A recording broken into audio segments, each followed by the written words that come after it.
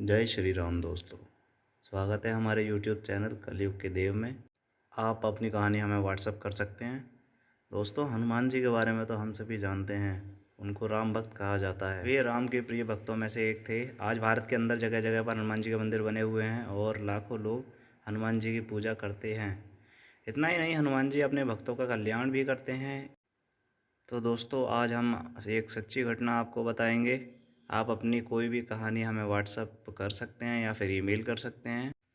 व्यासपीठ पर बैठने वाले एक साधु की यह एक सच्ची कहानी है। व्यासपीठ पर के ऊपर बैठकर साधु महाराज रामायण कथा सुनाते थे। इस कथा को सुनने के लिए बहुत सारे लोग आते थे और कथा सुनकर जाते थे।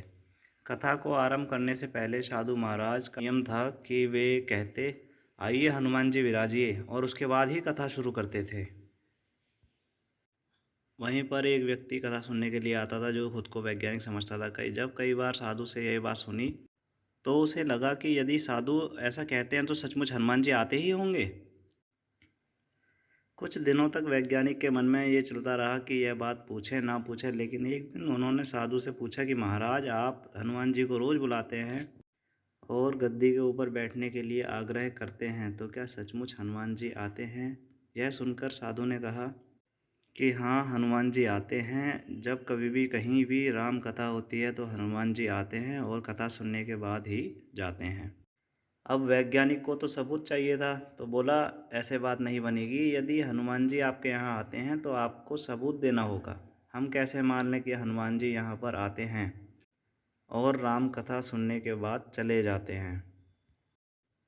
उसके बाद साधु ने कहा कि आस्था और विश्वास को सबूत के साथ नहीं तोला जा सकता है। यदि आपको हमारी कथा पसंद नहीं आती है तो फिर मैं बंद कर देता हूँ, या फिर आप यहाँ आना बंद कर सकते हैं। लेकिन वह वैज्ञानिक इस बात को कहाँ मानने वाला था। उसने कहा कि आपने ही तो कहा था कि हनुमान जी हमारे यहाँ कथा सुनने के लिए आते हैं। यदि ऐसा सच में है तो आपको साबित करके दिखाना होगा। इस प्रकार से दोनों के बीच खूब विवाद होता रहा और साधु बाद में मान गए और उन्होंने कहा कि इस गद्दी को आपको आज घर ले जाना है और उसके बाद वापस लाना है। गद्दी को मैं यहाँ रखूँगा और हनुमान जी को मैं यहाँ बुलाऊँगा। उसके बाद यदि तुम इस गद्दी को उठा पाए तो इसका मतलब यह होगा कि हनुमान जी नहीं आए, और नहीं उठा पाए तो इसका अर्थ है कि हनुमान जी आए हैं।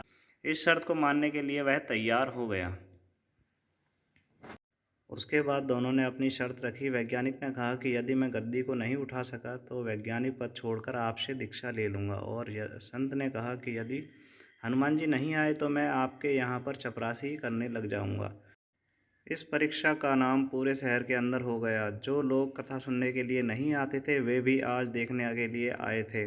भक्ति, प्रेम और विश्वास की परीक्षा होने वाली थी। उसके बाद गद्दी वहाँ पर रखी गई और साधु महाराज बोलिए, आइए महाराज पधारिए।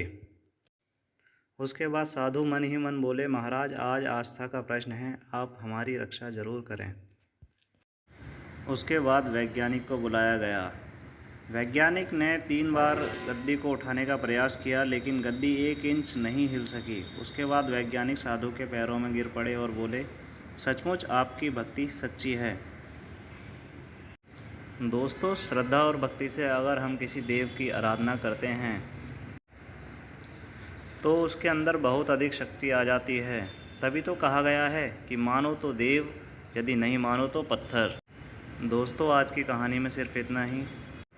मिलते हैं अगली वीडियो में एक नई हनुमान जी की कहानी के साथ। तब तक के लिए जय श्री राम। हनुमान जी की और कहानियों के लिए हमारे चैनल को सब्सक्राइब करना ना भूलें।